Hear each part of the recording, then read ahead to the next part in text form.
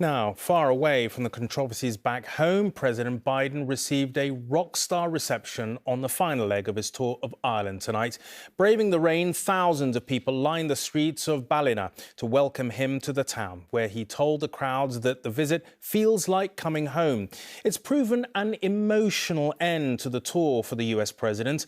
At the Knock Shrine in County Mayo, he became tearful after being reunited with the priest who performed the last rites for his son, Beau.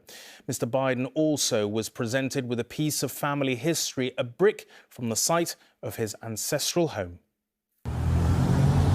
Joe Biden regards himself, in part at least, as a son of Ballina, the town he arrived in this evening for the last hurrah of his Irish odyssey.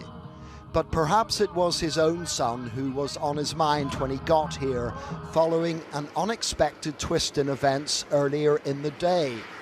These photos show an emotional Mr. Biden looking at a plaque dedicated to Beau Biden, who died from cancer in 2015.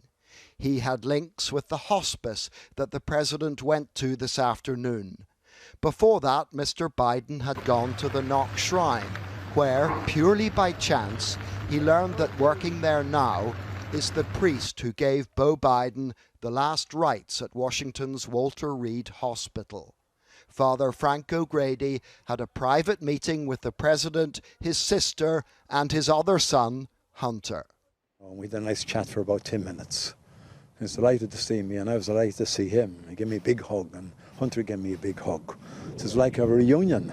Do you know what I mean? A crowd of 20,000 gathered to hear Mr. Biden, among them many distant relatives. I want to acknowledge my family. All the Blewitts. You make me proud. You make me proud. My son Hunter and my sister Valerie and I made several stops across Mayo today. We visited Knock Shrine, where I was hosted by Father Richard Gibbons. We also met, out of the blue, we didn't know he was there, a former military chaplain, Father O'Grady, who gave my son last rites in Walter Reed Medical Hospital in Washington. It was incredible to see him. It seemed like a sign. 172 years after his great-great-grandfather fled the famine and sailed to the New World. But I doubt he ever imagined his great-great-great-grandson would return 200 years later as President of the United States of America. Joe Biden has made what might be his last visit here. He did his duty in Belfast, enjoyed a diplomatic love-in in Dublin, and has finished remembering his forefathers and the son he lost.